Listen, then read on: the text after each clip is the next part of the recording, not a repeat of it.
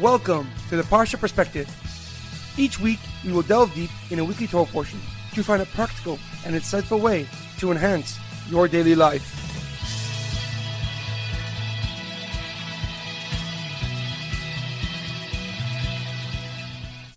Thank you for tuning in.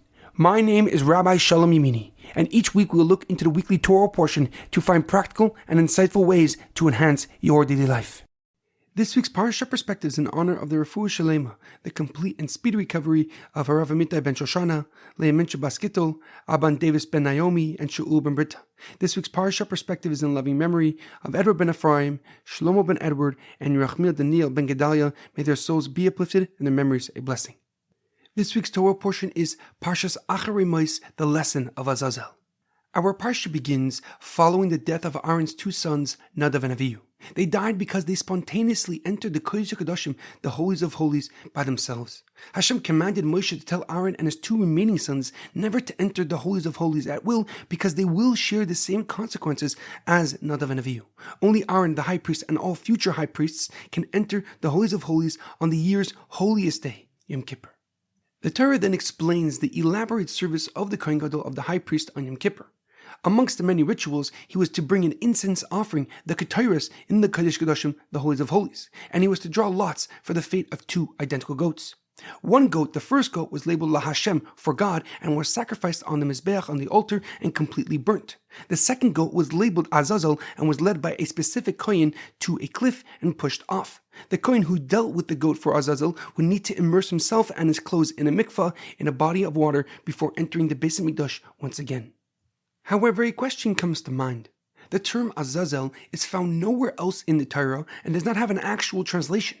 The commonly used term is scapegoat, which was created by William Tyndale in 1530 when he translated the Torah into English. But what does Azazel really mean, and why was this goat given this unusual and uncommon name? Rashi Rav Shlomo Yitzchaki, the leading commentary on the Torah, quotes the Talmud in Yuma, that the meaning of Azazel is to be strong and mighty. Uzzah is strong and El means mighty. Rashi explains that the term Azazel is referring to the rocks of the cliff that the Azazel was pushed off from. This specific peak was dangerously high and extremely steep, and the land on the bottom was rough and rugged. However, the Ramban, Rav Moshe ben Nachman, a leading scholar, philosopher, and Kabbalist, gives a deeper and more profound explanation. Besides quoting the previous answer, he clarifies another opinion of the Talmud in Yuma. Rabbi Shmuel explains that the second goat is atoning for the sins of Uzzah and Azazel. The Ramban writes that Uzzah and Azazel were angels who were upset when God created mankind. They said to God, "Why would you create something that can defy you?" And God responded to them, "Do you think you could be better?" And they emphatically said yes. And God decided to test them. He gave them human urges and placed them down here on earth. As you can imagine, Uzzah and Azazel were extremely enticed by the many beautiful women and promptly sinned with them. And at that moment, they defiled their purity and lost their angel status. Their unions created giants known as the Nephilim, the fallen ones. Their descendants were wicked and evil and caused the Mabul, the greatest flood in history. And according to many opinions, Og, the wicked king of Bashan, whom Moshe Rabbeinu himself killed, was one of these giants. The Ramban explains that the Azazel was an essential part of Yom Kippur because it represents the value of every good deed we do.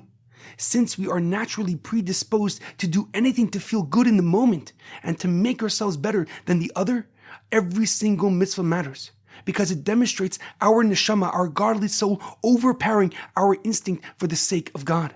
The Azazel teaches us that although we may have followed our impulses during the past year, we receive angel-like status each time we beat our desire, each time we beat our urges. For overcoming our desires is the highest and greatest form of actualizing and fulfilling our godly purpose. This lesson is ever more prevalent as we just finished the holiday of Pesach, the holiday of redemption. Because during Pesach, we forgo most normal foods in exchange for a spiritual awakening and a spiritual experience. In our daily life, we must realize that discipline is the bridge between thriving and achieving our goals, or heaven forbid, the opposite. Because lasting success requires a disciplined approach when dealing with chaotic situations. Obtaining such a perspective begins with overpowering our natural instinct and ego for a bird's eye view of our actions and conduct. This will enable us to take an objective look at ourselves and identify places of improvement in our personal and spiritual lives. That, along with an attitude of gratitude for all that we have, is the surest way to achieve our goals. There's a famous quote by Abraham Lincoln: "Discipline is choosing between what you want right now and what you want most." Have a great weekend and a good Shabbos.